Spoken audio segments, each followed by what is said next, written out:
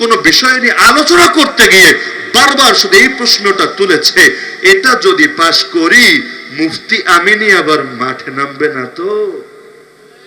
ভাবতে পারেন আল্লাহ তাআলা কি তাদেরকে দিয়ে দিয়েছেন। কখনো এক ব্যক্তি একটা উম্মত হয়ে যায়, একটা জামাত হয়ে যায়, তার অস্তিত্বই গোটা জাতির জন্য রহমত হয়ে যায়। সেই শাহ আহমদ শফি রহমতুল্লাহ আলাইহি হুইল চেয়ারে বসে 90+ বয়সে গিয়ে যে ঐক্যের নজির এই দেশে কায়েম করেছেন, আমার মতো হাজার নওজোয়ান, লাখ নওজোয়ান মিলে ওই ঐক্যের নজির এই দেশে দেখাতে পারবে? অথচ বুড়া মানুষ কি পারবে? লাঠি দিয়ে পিটাতে পারবে না? উঠে জোরে সোরে কাউরে গালি দিতে পারবে? কিছুই তো না। আরে কিচ্ছু লাগবে না, তার উপস্থিতিটাই গোটা জাতির জন্য রহমত হয়ে যায়।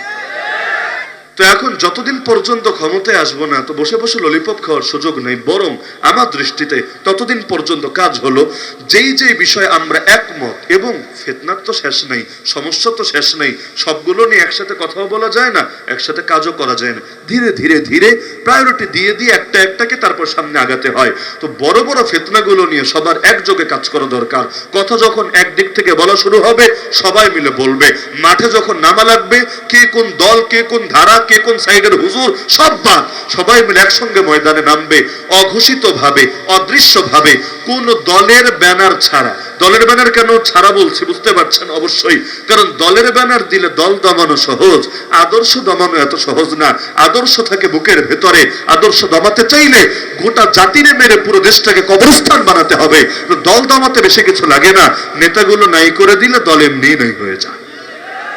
সুতরাং অঘোষিত ভাবে, অদৃশ্য ভাবে এই দেশের সকল মুসলিম আর ইসলাম পন্থীরা, মুসলিম আর ইসলামপন্থী শব্দে একটু পার্থক্য আছে, ওদিকে না যাই সময় স্বল্পতার কারণে, সব মুসলিম আর ইসলামপন্থীরা যদি এই অদৃশ্য একটা প্ল্যাটফর্ম কায়েম করতে পারে, যেহেতু আমাদের উপর সামরিক আগ্রাসন কমই চলে, সাংস্কৃতিক আগ্রাসন বেশি চলে, নাস্তিকরা, সেকুলাররা, পশ্চিমের দালালরা, ভারত চায়নার দালালরা, ইসরায়েল আমেরিকার দালালরা ওদের আদর্শ আমাদের উপর চাপানোর চেষ্টা বেশি করে।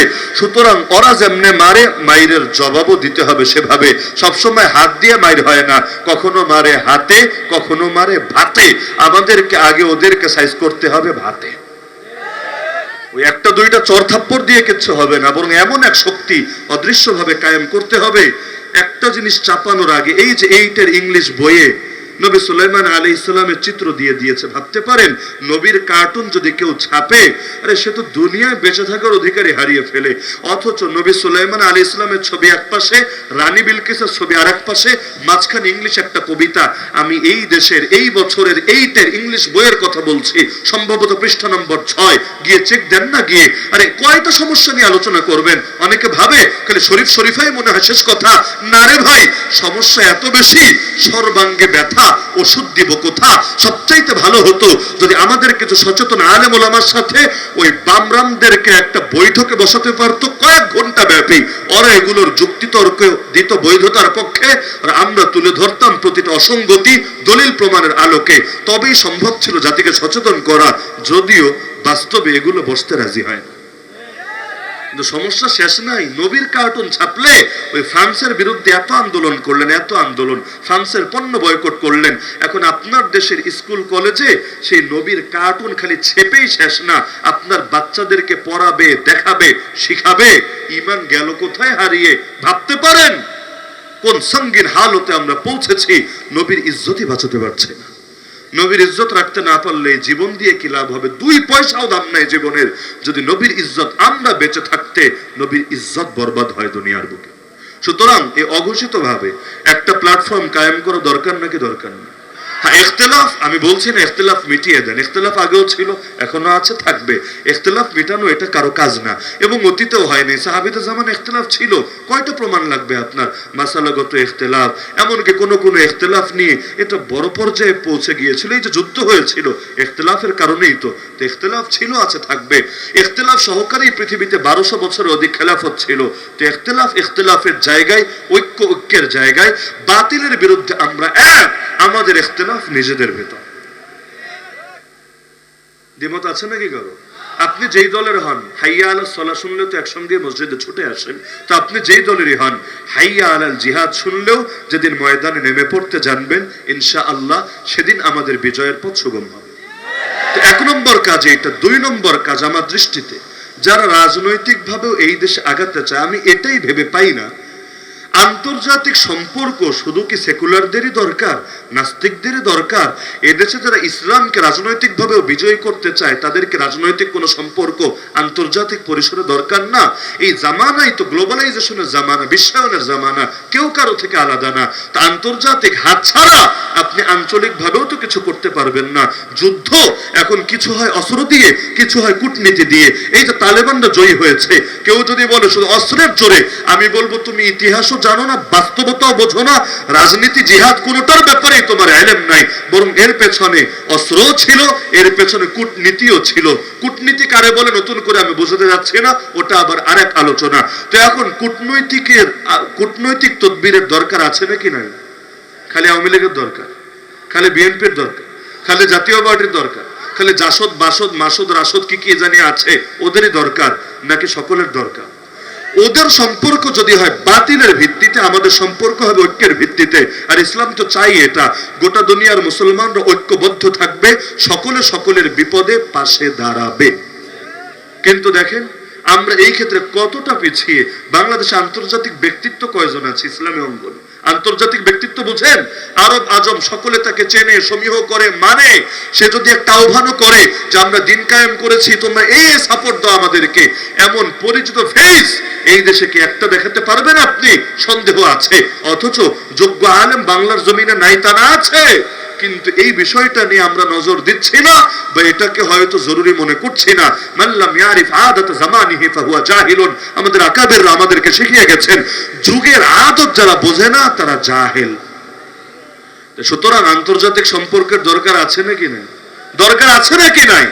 কারণ আপনি এক পা দেওয়ার আগে ভাবতে হবে যে পা একটা দিলাম না 10টা দিলাম, এটা মূল কথা না। কিন্তু একটার জায়গায় 10টা দিয়ে যদি 20টা পিছাতে হয়, এটা বড়ই দুঃখজনক ব্যাপার। তো সাপোর্ট সবারই লাগে, শেল্টার সবারই লাগে। দিন কায়েম করবেন, আর আমেরিকা, ইন্ডিয়া, চায়না জাতিসংঘরে নিয়ে আপনারা দমাবে, আপনারও কিছু পাওয়ারের দরকার আছে, যেটা দিয়ে পাওয়ারের কাটাকাটি করতে পারবেন আপনি। এমনটা দরকার নাকি দরকার না? আর যদি কেউ এই দুঃস্বপ্ন দেখেন, অনেকে দেখে আর কি, যে শুধুমাত্র সব বৃহৎ পরিকল্পনা, দীর্ঘমেয়াদী প্ল্যান, দূরদর্শী চিন্তা ভাবনা বাদ, এমনকি অদৃশ্য ঐক্যবদ্ধ প্ল্যাটফর্ম বাদ, খালি দল একটা বানায়া কিছু মুরিদ টুরিদ নিয়া ভোটাভুটি কইরাই ক্ষমতায় চলে যাবেন। 50 বছর 52 বছর তো গেছে, আরো কয়েকশো বছর যাবে, ওই ললিপপ খাওয়ার স্বপ্ন আর পূরণ হবে না। দৌড় খালি মেম্বার চেয়ারম্যান পর্যন্ত থাকবে, আর 2-4টে এমপি হলে ঘোড়ার ডিমের ফায়দা হবে। কিন্তু এই ইসলামী শাসনতন্ত্র কায়েম করতে চাইলে, বাস্তবে ইসলামী সংবিধান কায়েম করতে চাইলে যে শক্তির দরকার আছে, ওটা ভোটাভুটি দিয়ে হবে না রে ভাই। যেখানে এই দেশের কেন্দ্রীয় নেতারাই বারবার বলে বিদেশিরাই নাকি ক্ষমতায় আনে, বিদেশিরাই নাকি ক্ষমতা থেকে সরায়, তার মানে এখানে কতটুকু জনগণের দ্বারা হয় আর কতটুকু অন্যের ইশারার দ্বারা হয়, এটা জাতির সামনে স্পষ্ট না। আর এটা ভাববেন না অধিকাংশ জনগণ আপনার পক্ষে থাকবে। আমি লিখে দিয়ে যাব, অধিকাংশ কখনোই ভালোর পক্ষে ছিল না, এবং আল্লাহর খলিফা মাহদী আসার আগ পর্যন্ত থাকবেও না। অধিকাংশরে নিয়ে কিছু করতে চাইলে ইসলামের চিন্তা বাদ দেন, তাইলে শয়তানের পথ ধরেন, অধিকাংশকে পাশে পাবেন। অধিকাংশ জীবনেও পাশে দাঁড়াবে না, কারণ এতে তাদের স্বার্থ রক্ষা হবে না। আর স্বার্থের বাইরে গিয়ে কে দাঁড়াবে পাশে? দুনিয়াতে মুসলমান বেশি না মুসলিম বেশি? নিঃসন্দেহ মুসলিম বেশি। মুসলমানের মধ্যে নামাজি বেশি না বেনামাজি বেশি? নিঃসন্দেহে বেনামাজি বেশি। নারীদের মধ্যে পর্দানশীল বেশি না বেপর্দা বেশি? নিঃসন্দেহে বেপর্দা বেশি। তো ইসলাম কায়েম করবেন, এর ফলাফল কি? তাকে বেনামাজিরা জানে না, তাকে জিনাকাররা জানে না, তাকে চোরেরা জানে না, ডাকাতরা জানে না, মদের কারবারে যারা জড়িত, নেশার কারবারে যারা জড়িত তারা জানে না। এই দেশে চোর না কয়জন? কষ্ট নিয়েন না, চোর না কয়জন? সুদ ঘুষে জড়িত না কয়জন? বাটপারি দুর্নীতি করে না কয়জন? তো এই মানুষগুলো এত সহজে মেনে নেবে আপনাকে? রাস্তায় গাড়ি অ্যাক্সিডেন্ট হতে দেরি হয়, পকেটের মোবাইল মানিব্যাগ হাওয়া হতে দেরি হয় না। এই চোর কি আসমান থেকে নাজিল হয় না জমিন ফাঁক হয়ে বের হয়? তো এখন কারে নিয়ে কাজ করবেন? কারে? এমনকি কখনো লেবাস পরে যে আকাম কুকাম করে, কার উপরে আস্থা রাখবেন অন্তর চিরে না দেখে? সুতরাং অধিকাংশ কোন দিকে আর কম সংখ্যক কোদ দিয়ে, এটা দিয়ে ইসলাম কায়েম হবে না। ইসলাম কায়েম হবে আল্লাহ আর তার রাসূলের আদর্শ কোন দিকে, এটা দেখে। এখন অধিকাংশ পক্ষে থাকলেও আলহামদুলিল্লাহ, না থাকলেও ব্যাপার না। অধিকাংশের ময়দানে নামালে কি টিয়ার শেল মারা শুরু হলে, গুলি মারা শুরু হলে কয়টা থাকবে পাশে? আমাদের এই দুই চোখ সাক্ষী আছে, দুই কান সাক্ষী আছে।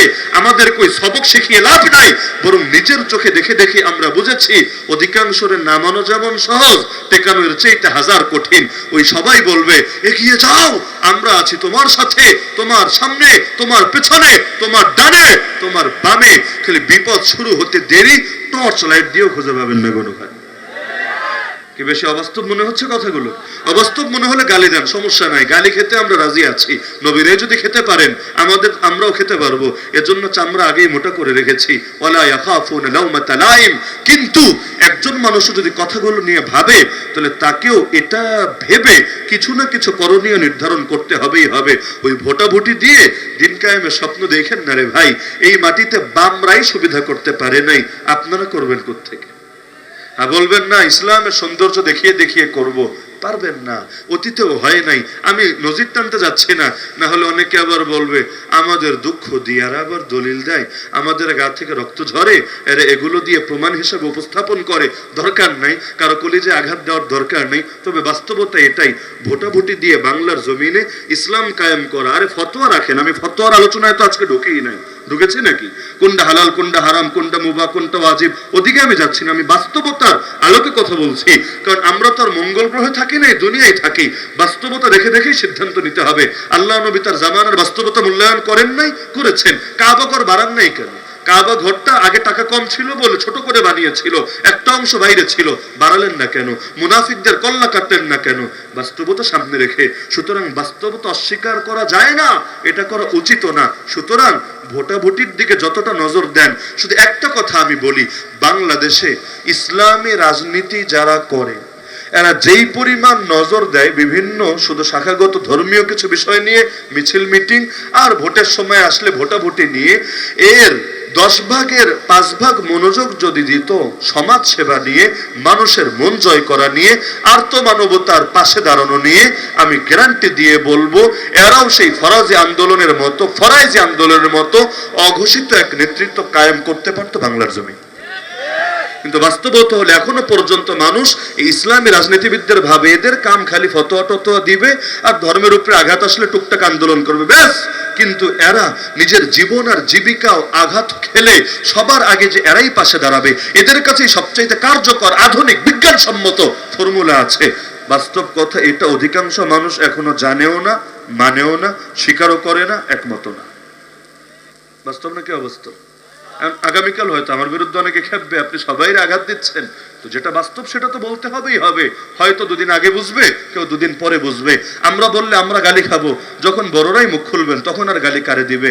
আমরা মিউজিক নিয়ে মুখ খুলেছিলাম, নারী দেহ প্রদর্শনী নিয়ে মুখ খুলেছিলাম, কি গালি আমাদেরকে দেওয়া হয়েছিল! সুবহানাল্লাহ, যেই পরিমাণ ভাত খাই নাই এর চাইতে বেশি গালি খাওয়া লেগেছে আমাদের।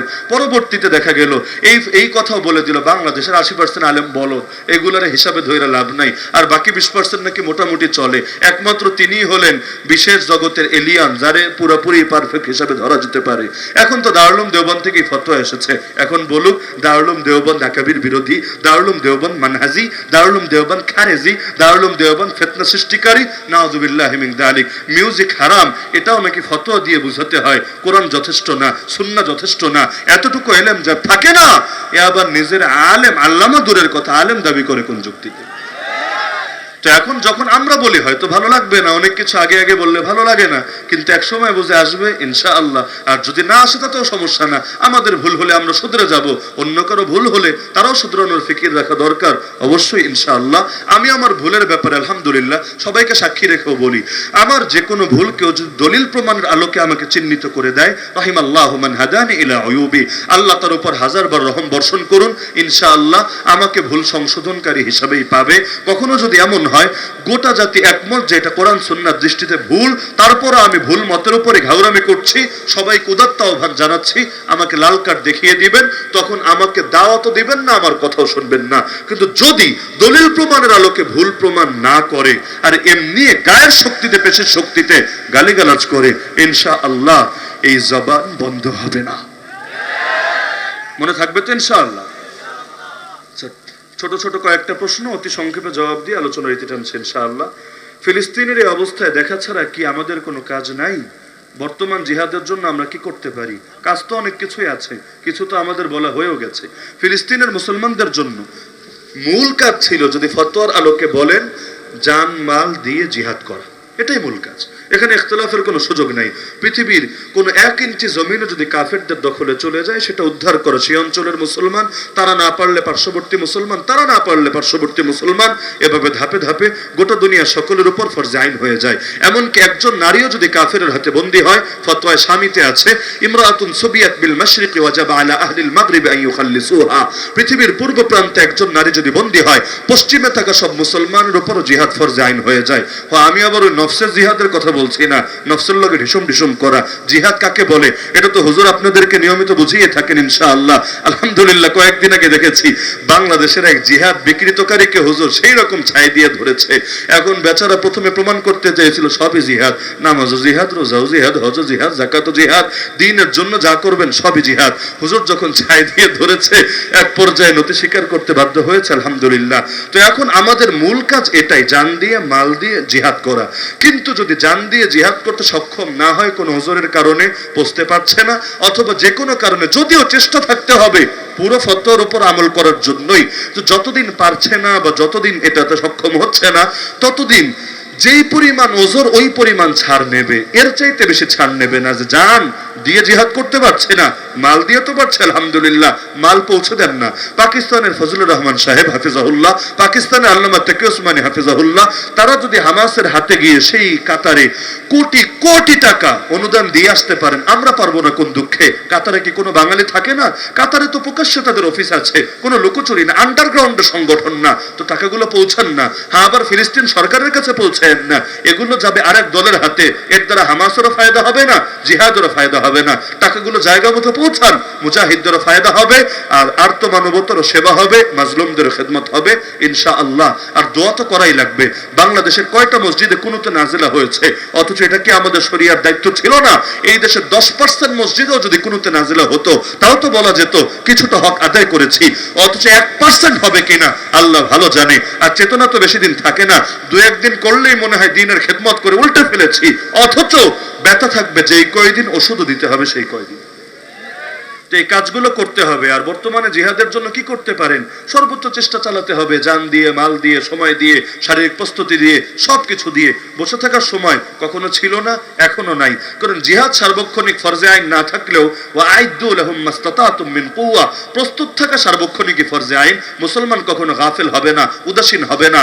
কারণ আল্লাহর রাসূল বলেন, আল মুমিনুল কাওয়ি খায়রুন ওয়া আহাব্বু ইলাল্লাহি মিনাল মুমিনিদ দাঈফ, শক্তিশালী মুমিন আল্লাহর কাছে দুর্বল মুমিনের চাইতে বেশি প্রিয়। এখন যে বেশি শক্তিশালী হবে, আল্লাহর কাছে তার মর্যাদা বাড়বে। তো দ্বীনের জন্য যদি আপনি শক্তিশালী থাকার জন্য, দ্বীনের খেদমত করার জন্য যদি ব্যায়ামও করেন, এগুলো জিহাদের প্রস্তুতি হয়ে যাবে ইনশাআল্লাহ।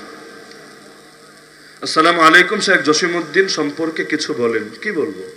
তিনি গ্রেফতার হয়েছেন, সকলে জানেন। এটা নিয়ে পর্যাপ্ত আলোচনা আমরা করেছি। এখানে আমাদের সবচাইতে বড় গাফলতি হলো, মানুষটা যখন 10 বছরের অধিক সময় জেল খেটে মুক্ত হলেন, মাজলুমের সবচাইতে বড় পরিচয় তিনি মাজলুম। তার দল কি, তার সংগঠন কি, তার আদর্শ কি, তার মতবাদ কি, এগুলো কখনোই মুখ্য থাকে না। এটাও আমি টানছি এজন্য, যেহেতু অনেকে তার অতীতের বিভিন্ন বয়ান বক্তব্য নিয়ে আপত্তি করে বলে, আরে থাক না জেলে, তাহলে তোমাদের সাথেও তো অন্যদের ইখতিলাফ আছে, তারাও দোয়া করুক, তোমরাও থাকো জেলে। তো এই দেশে সবার সাথেই সবার ইখতিলাফ, তো সবাই সবাইরে জেলে ঢোকায় রাখেন, পুরো বাংলাদেশটা খালি থাক, জেলখানা ভরে থাক, এতেই তো দিন ভালো যাবে। ইলমি ইখতিলাফের সমাধান ইলমি ভাবে হবে। আর ভুলের ঊর্ধ্বে কে আছে ভাই? আমি আছি, আপনি আছেন, কেউ নাই। তো একজন মানুষের যদি ভুল হয়ও, ভুলের সমাধান তো দলিল প্রমাণ দিয়ে হবে। তাই বলে তাকে বিপদে আপনি ছেড়ে দিবেন অন্যের হাতে, এটা তো হয় না। নবীর হাদিস স্পষ্ট, আল মুসলিমু আখুল মুসলিম লা ইয়াজলিমুহু ওয়া লা ইউসলিমুহু ওয়া লা ইয়াখযুলুহু। মুসলমান মুসলমানের ভাই, নিজেও ভাইয়ের উপর জুলুম করে না, তাকে জালেমের হাতে ছেড়েও দেয় না, আর বিপদে পড়লে ভাইয়ের সাহায্য পরিহার করে না। এই যে 10 বছরের অধিক সময় জেল খাটলো, কে তার মামলা লড়েছে? কে তার নামটা গিয়ে জায়গা মতো বলে তদবির করেছে? কেউ বলে নাই, কেউ নাম নেয় নাই, এটাই সত্য। উপরন্তু এর চাইতে আরো বড় সত্য, তার নামে কোটি কোটি টাকার কালেকশনও হয়েছে, যার বড় একটা অংশই তার হাতে পৌঁছে নাই। না হলে আইনি তদবির করলে স্বাভাবিক প্রক্রিয়ায় এই মামলার রায় বহু আগেই শেষ হয়ে যায়। কারণ এক মামলায় তার সাজা ছিল 5 বছর, তো 2013 থেকে 2024 তো 5 বছর নাকি? আরে সাজা খাতা বহু আগে শেষ। তার মামলার তার চাইতে গুরুত্বপূর্ণ আসামি যারা, মানে তিনি তো অনেক পরের আসামি, তাকে বানিয়েছে হুকুমের আসামি। হুকুমের আসামি মানে তার বই পড়ে অনুপ্রাণিত হয়েছে এজন্য আসামি। কিন্তু তার চাইতে বড় মামলা যাদের, তারা বহু আগে কারাগার থেকে বের হয়ে স্বাভাবিক জীবন যাপন করছে। কিন্তু কে দেখবে মামলা, কে লড়বে মামলা? একটা মামলার ব্যাপারে তো আমরাই কারাগারে থাকতে শুনেছিলাম যে কোর্টে দাঁড়িয়েছেন, জজ কোর্টে, এখন মামলা চার্জশিটও হয়ে গেছে, শুনানি শুরু হবে। এখন বিচারক থেকে জিজ্ঞেস করেছেন আপনার আইনজীবীকে, স্পষ্ট বলেছেন আমার আইনজীবী কেউ নাই, আইনজীবী ধরার মতো আমার কোনো টাকাও নাই, আমার মামলা আমার ভাই দেখতো, জেলখানেই মারা গিয়েছে, স্ত্রীও অনেক আগে চলে গেছে, সন্তানও নাই, কিছুই নাই, তো এখন কে দেখবে মামলা, কে নির্ধারণ করবে আইনজীবী, আমার কিছুই নাই। তো এটা শুনে বিচারক পর্যন্ত অনেক কষ্ট পেয়েছে এবং অপর পক্ষকে পর্যন্ত দোষারোপ করেছে, তোমরা কোন মানুষকে কি মামলা এনে আমার সামনে দাঁড় করিয়ে দিলা, তার চেহারা দেখলেই তো আলাদা ভক্তি কাজ করে অন্তরে। এমনকি আমরা তো কারাগারে দেখেছি, কারাগারে এত ৩,০০০ আসামির মধ্যে তিনি ছিলেন এক মুকুটহীন সম্রাট। আরে কারারক্ষী বলেন যে কোনো পর্যায়ের অথবা যত বড় আসামি, চোর, ডাকাত, বাটপার, খুনি, ধর্ষক, এমন কেউ নাই যে তাকে সর্বোচ্চ শ্রদ্ধার নজরে দেখতো না। কখনো মেডিকেলও যদি নিয়ে যেত, আরে কিসের পাবলিক ফিগার, সেলিব্রিটি, আলেম, তার উপরে লোক এমন ভাবে হুমড়ি খেয়ে পড়তো আর কেউ পাত্তাই পেত না, কারণ সকলের দিল জয় করে নিয়েছেন। একবার যে তার সাথে সাক্ষাৎ করেছে, সিরেফ একবার, তার উদারতা, তার মানবিকতা প্রভাবিত হয় নাই এমন কোন মানুষকে আমার এই দুই চোখ কারাগারের মধ্যেও দেখে নাই, বাইরেও দেখে নাই। মাঠের লোক দেখতে একরকম, ভেতরের লোক একরকম। যেমন আমাদের ভাই গুনবী, যদি মাঠে ময়দানে তার বয়ান শোনেন মনে হবে সেই রাগী, বদমেজাজি সিংহ, কিন্তু একটু আলাদা গিয়ে কথা বলেন মনে হবে আল্লাহ, এর চাইতে ঠান্ডা মানুষ, নরম মানুষ, দিল খোলা মানুষ দুনিয়ার বুকে মনে হয় হতেই পারে না। তো অনেক সময় মানুষের এই পাবলিক ফিগারের যে রূপটা বা ময়দানের রূপটা, এটা দেখে ভেতরেরটা আলাদা করে বোঝা যায় না। তো তার হালতটা এমন, বয়ান শুনলে মনে হয় রে কত জানি গরম, কত জানি বদমেজাজি, কত জানি উগ্র। যদিও বাস্তবে আমি তার এখনো পর্যন্ত কোনো ফুল বয়ান শুনি নাই, আমার সুযোগ হয় নাই। আর আমার একটু বয়ান শোনার ধৈর্য কম, নিজে ডেকে 4-5 ঘন্টা বয়ান করি, এটা ঠিক। তবে বাংলা বয়ান আমি শুনি না বললেই চলে, কেন জানি বাংলা বয়ান আমাকে টানে না। মাঝে মধ্যে টুকটাক উর্দু আরবি শুনি, তাও খুব বেশি না। বয়ান শোনার লাইনে আমার দুর্বলতা অনেক বেশি, তো কোনো বয়ান আমার এখনো শোনা হয় না, এটা সহি। কিন্তু এতটুকু আমরা দেখেছি যে 2-4টা ক্লিপ আসলেও এতে তাকে যেমন মনে হয়েছে, বাস্তবিক মানুষটা এমন না। তার কাছে কেউ গিয়েছে কিন্তু মেহমানদারি না পেয়ে ফিরে এসেছে, এমনকি যারা তারে আটকে রেখেছে সেই কারারক্ষী, জেল গার্ড, কিন্তু তাকে না খাইয়ে বিদায় করেছে, এমন প্রমাণ কেউ দেখাতে পারবে না। একদিকে একজন খাবার হাদিয়া পাঠাচ্ছে, আর একদিকে পাস হয়ে যাচ্ছে। কেউ টাকা পয়সা হয়তো কিছু কোনোভাবে ম্যানেজ করে দিচ্ছে, আর একদিকে মানুষের পেছনেই ব্যয় করে দিচ্ছে, নিজের নিয়ে ভাবার সময় কোথায়। আর অসুস্থতা এই পরিমাণ, এক সময় তাকে কাশিমপুর কারাগারে 6 তলা বিল্ডিং এর, প্রতিটা বিল্ডিং এ এক তলায় 2টা করে ব্লক আছে, এর মধ্যে একটা ব্লকে 7 রুম আর এক ব্লকে 8 রুম। এর মধ্যে এক ব্লকে তিনি পুরো একা থাকতেন, সঙ্গে দ্বিতীয় কাউকে রাখা হতো না, যে তার সহবতে গিয়ে যদি আবার অন্য লাইনে চলে যায় কাউরে রাখতো না। কিন্তু এতই অসুস্থ, একদিন অজ্ঞান হয়ে পড়েছিলেন। অনেকে দেখে হঠাৎ ভেবেছে মরেই গেল কিনা, পরে কারারক্ষী এসে বহু ঝামেলা হয়ে গেছে, এমনি প্রেশারের সমস্যা, ডায়াবেটিসের সমস্যা, হাঁটু ব্যথা, আরো কত রকম যে সমস্যা, রোগের কোনো শেষ নাই। লাস্টে গিয়ে পরবর্তীতে অন্যদেরকে দিয়েছে যে মরলে অন্তত সবাই দেখুক, শেষ টাইমের খেদমতটা করতে পার। এখনই এমন এক অবস্থায় খালি শরীরটাই আছে, ভেতরে কিছুই বাকি নাই, অনেকটা মৃত্যুর কাছাকাছি পৌঁছে গেছে। এই যে অসহায়, এই যে প্রচন্ড অসুস্থ, এই মানুষটা নিয়ে ন্যূনতম মানবিকতা যদি থাকতো, ন্যূনতম রহম দিল যদি থাকতো, তবে তার পক্ষেই বলা দরকার ছিল, বিপক্ষে না।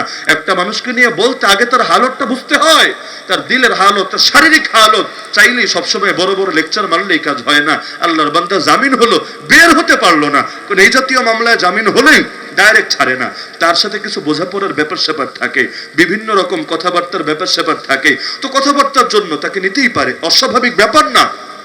কিন্তু আল্লাহর বান্দারে ছাড়ার আগেই যেমনে বড় বড় ফিগাররাও লেকচার মারা শুরু করলো, সরকার নাকি এদেরকে ছেড়ে দিচ্ছে তাদের বিরোধিতা করার জন্য।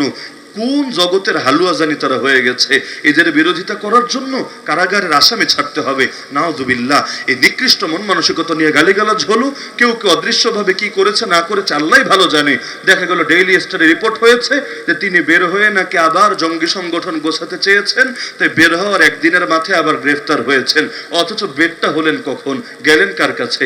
বাসায় গেছেন, বাড়িতে গেছেন, কই গেছেন? এক জায়গা থেকে বের হলেন, কয়দিন থাকলেন, আর এক জায়গায় গিয়ে ঢুকে গেলেন। দিতেন, কিন্তু আমাদের এই গাফলতের কারণে এটা হলো। কেন অন্যান্য ওলামায়ে কেরাম গিয়ে তাকে রিসিভ করলো না? তাকে যারা মহব্বত করে তারা গিয়ে কেন রিসিভ করলো না? বিপদের সময় কেন তার পাশে দাঁড়ালো না? গোটা দেশ জানতো তার জামিন হচ্ছে, তার মুক্তি হচ্ছে, কেন সে সময় তার পাশে দাঁড়ানোর কোনো গরজ অনুভব করলো না?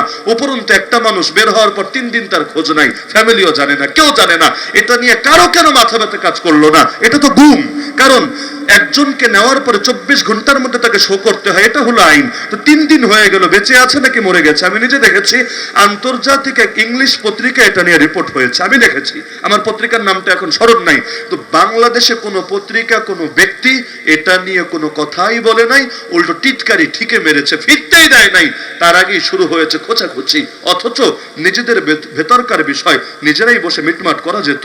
এর সমাধান কখনো এটা ছিল না। আজকে আপনি অন্যের জন্য যে গর্ত খুঁড়বেন, সে গর্তে আপনাকে একদিন না একদিন পরে লাগবেই লাগবে ইনশাআল্লাহ। সুতরাং মাজলুমের বড় পরিচয় মাজলুম। হ্যাঁ, আমি স্পষ্ট বলি, তার সাথে আমার প্রতিটা বিষয়ে যে আমিও একমত, বিষয়টা এমন না।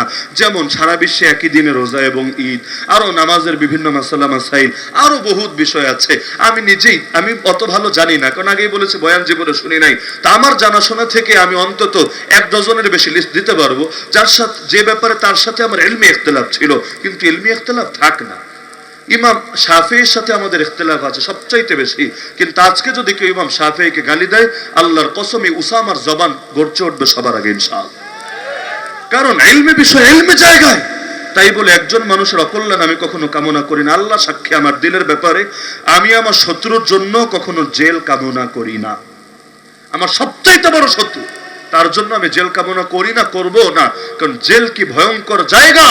1 বছর পর্যন্ত দেখে এসেছে, 1 বছর কত মুমিনরা মুনাফিক বানিয়ে ছাড়ে, কত মানুষকে কি অসহায় বানিয়ে ছাড়ে। আমি আমার দুশমনের জন্য কামনা করব না, তো কোনো একজন আলেমের জন্য কামনা করা তো দূর কি বাত। অথচ